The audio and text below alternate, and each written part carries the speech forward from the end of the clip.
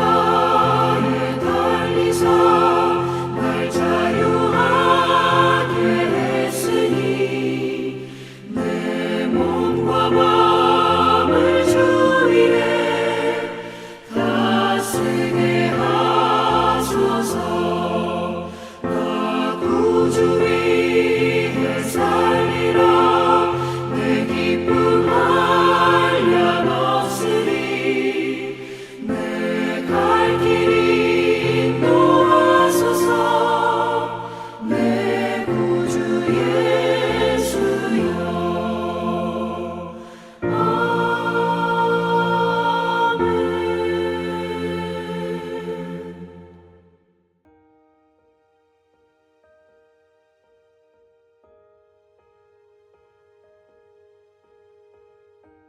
우리가 너희에게 신령한 것을 뿌렸은즉 너희의 육적인 것을 거두기로 과하다 하겠느냐.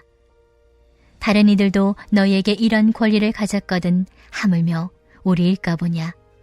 그러나 우리가 이 권리를 쓰지 아니하고 범사에 참는 것은 그리스도의 복음에 아무 장애가 없게 하려 함이로다. 성전의 일을 하는 이들은 성전에서 나는 것을 먹으며 제단에서 섬기는 이들은 제단과 함께 나누는 것을 너희가 알지 못하느냐. 이와 같이 주께서도 복음 전에는 자들이 복음으로 말미암아 살리라 명하셨느니라. 그러나 내가 이것을 하나도 쓰지 아니하였고 또 이 말을 쓰는 것은 내가 이같이 하여 달라는 것이 아니라 내가 차라리 죽을지언정 누구든지 내 자랑하는 것을 헛된 대로 돌리지 못하게 하리라. 내가 복음을 전할지라도 자랑할 것이 없음은 내가 부득불 할 일임이라. 만일 복음을 전하지 아니하면 내게 화가 있을 것이로다. 내가 내 자의로 이것을 행하면 상을 얻으려니와 내가 자의로 아니한다 할지라도 나는 사명을 받았노라. 그런즉 내 상이 무엇이냐? 내가 복음을 전할 때 값없이 전하고 복음으로 말미암아 내게 있는 권리를 다 쓰지 아니하는 이것이로다. 할렐루야. 주님의 은혜와 평강이 우리의 삶에 가득하기를 소망합니다. 우리가 살아가는 현대 자본주의 사회에는 하나의 철칙이 있습니다. 바로 세상에 공짜는 없다는 것입니다. 우리가 누리는 모든 서비스, 우리가 먹는 음식, 심지어 우리가 마시는 물조차도 누군가가 지불한 비용의 대가로 마시고 먹고 있는 것입니다. 모든 것에는 가격표가 붙어 있고 우리는 그 값을 지불해야만 그것을 얻을 수 있습니다. 또 세금이라는 국가적, 지방적 필요를 해결하고자 강제적 거두어들임으로 공동체를 운영합니다. 하여 현대 자본주의 사회는 금전, 돈이 가장 중요한 덕목입니다. 돈이 가장 중요한 덕목이기에 그 가치를 지키고자 세상은 돈 있는 자와 없는 자를 구분하고 있는 자는 존귀하게 여기고 없는 자는 천하게 여기는 것입니다. 백화점만 가보아도 VIP 주차장이 따로 있는 것이 그것이 아니겠습니까? 돈의 가치를 높이고자 구별이라는 방법으로 사람을 나누는 것이지요. 금전이 가장 중요한 덕목으로 여기는 세상. 그러나 믿는 이들의 고백은 이 세상에서 가장 귀하고 가장 위대하며 가장 중요한 덕목은 우리의 영원한 생명을 좌우하는 단 한 가지는 놀랍게도 값을 치러야 할 돈이 아닌 값 없음임을 고백하는 것입니다. 바로 예수 그리스도의 십자가, 값없이 우리를 위해 죽으신 복음입니다. 이사야 선지자는 이사야 55장 1절에서 이렇게 외칩니다. 오호라 너희 모든 목마른 자들아 물러 나아오라. 돈 없는 자도 오라. 너희는 와서 사 먹되 돈 없이 값없이 와서 포도주와 젖을 사라. 아멘. 우리가 구원을 얻기 위해 지불한 돈은 없습니다. 우리가 구원을 얻기 위해 하나님은 우리에게 그 무엇도 요구하지 않으셨습니다.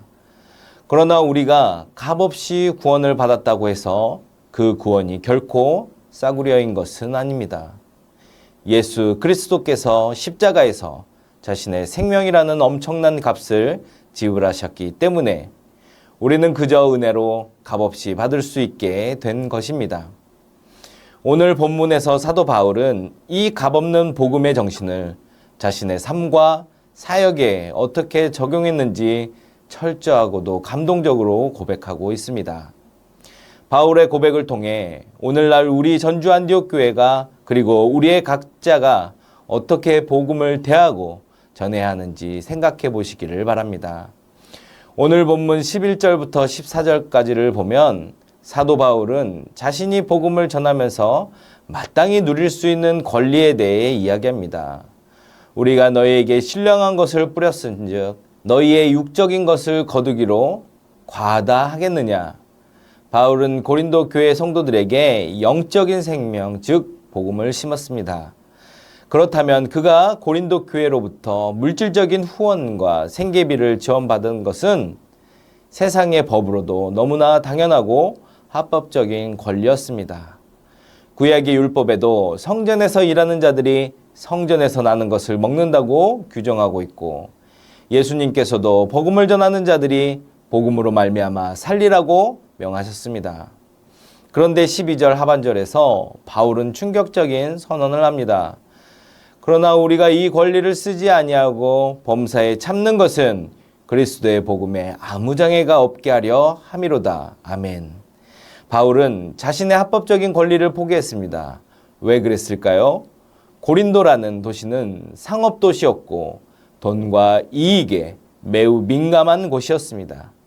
만약 바울이 돈을 받고 복음을 전했다면 어떤 사람들은 저 사람도 결국 돈 벌려고 저런 말을 하는구나라며 복음의 순수성을 오해했을 것입니다. 바울은 단 한 사람이라도 복음을 받아들이는데 방해가 된다면 자신의 굶주림, 피곤함, 재정적인 어려움쯤은 기꺼이 감수하겠다고 결단한 것입니다. 이것이 복음을 대하는 첫 번째 태도입니다. 우리는 교회 안팎에서 나의 권리를 주장할 때가 참 많습니다. 내가 이 교회에 헌신한 세월이 얼마인데, 내가 직분자인데, 내가 이런 대접을 받아야 마땅한데 라고 생각합니다. 그러나 복음의 능력은 권리를 주장할 때 나타나지 않습니다. 마땅히 누릴 수 있는 권리를 복음을 위해 그리고 영혼 구원을 위해 자발적으로 내려놓을 때 비로소 나타납니다. 권리 포기는 곧 사랑입니다. 십자가는 예수님께서 하나님과 동등됨을 취할 권리를 포기하신 사건입니다. 그러니 우리가 세상에 복음을 전할 때 내 자존심과 내 시간, 내 물질의 권리를 기꺼이 내려놓을 수 있는, 범사에는 참는 넉넉함이 있어야 합니다. 바울은 자신의 권리 포기를 결코 자랑거리로 삼지 않았습니다. 15절을 보면 내가 이 말을 쓰는 것은 내가 이같이 하여 달라는 것이 아니라 내게는 차라리 죽을지언정 이라며 단호하게 말합니다. 그리고 16절에서 가슴을 울리는 명언을 남기지요. 내가 복음을 전할지라도 자랑할 것이 없음은 내가 부득불할 일임이라. 만일 복음을 전하지 아니하면 내게 화가 있을 것이로다. 아멘. 부득불하지 않을 수 없다는 뜻입니다. 바울에게 복음 전파는 선택사항이 아니었습니다. 내키면 하고 피곤하면 쉬는 취미생활이 아니었죠. 그것은 숨을 쉬는 것과 같은 생존의 문제이자 절대적인 사명이었습니다. 왜 바울은 복음을 전하지 않으면 자신에게 화가 미칠 것이라고 말했을까요? 그것은 그가 받은 은혜의 크기를 너무나 잘 알고 있었기 때문입니다. 그는 원래 교회를 핍박하고 그리스도인들을 죽이는 데 앞장섰던 사람이었습니다. 그런 자신을 예수님께서 다메섹 도상에서 만나주시고 심판 대신 구원을, 저주 대신 사도로 삼아주셨습니다. 그 빚진 자의 마음, 그 주체할 수 없는 은혜의 감격이 바울의 심장에서 끓어오르고 있었던 것입니다. 사랑하는 성도 여러분, 우리의 심장에는 이 거룩한 부담감이 있으십니까? 오늘날 한국교회의 위기는 프로그램의 부재나 재정의 부족에 있지 않습니다.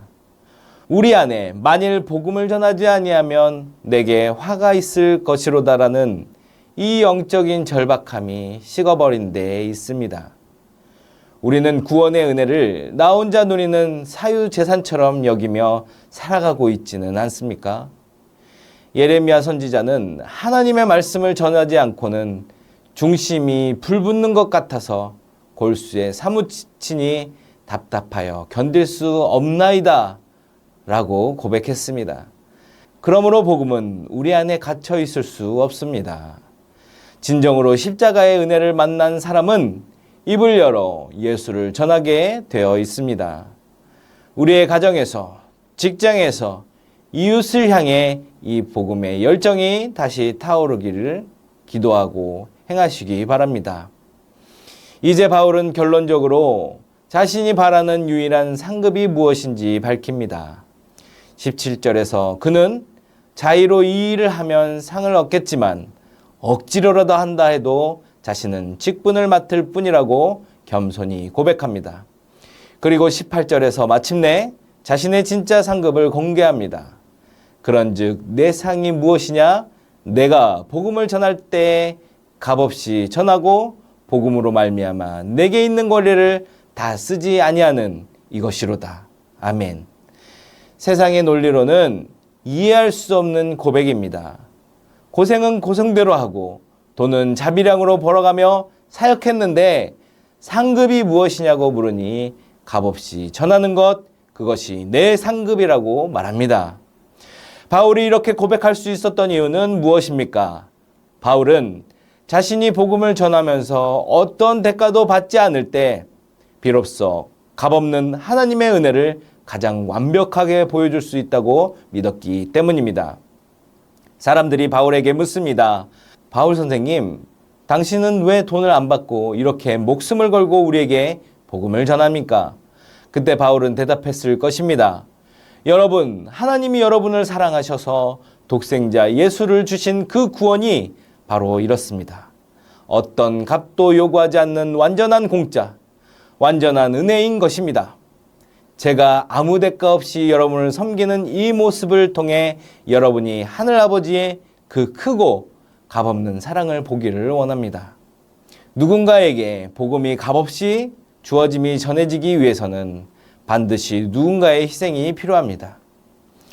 교회학교 교사들이 주일 아침 일찍부터 나와 땀을 흘려 헌신했기 때문에 우리 아이들이 값없이 은혜를 누립니다. 성가대원들과 봉사자들이 보이지 않는 곳에서 시간과 물질을 쏟기 때문에 새가족들이 교회에 와서 값없이 예배의 감격을 누리는 것입니다. 우리가 세상 사람들에게 밥을 사주고 시간을 내어 위로하고 손해를 보면서 웃어줄 때 그들은 우리의 희생을 통해 값없이 주시는 하나님의 은혜를 어렴풋이 느끼게 됩니다.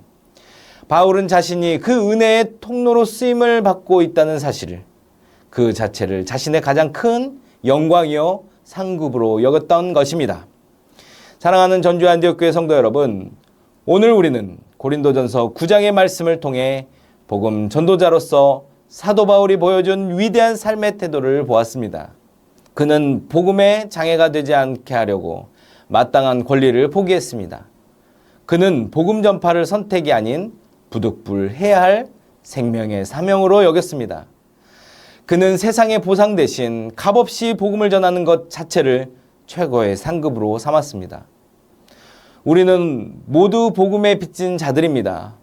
세상의 논리에 나를 맞추려고 전전긍긍하며 사는 지옥에 떨어져야 마땅할 우리가 예수 그리스도의 핏값으로 새 생명을 얻었습니다.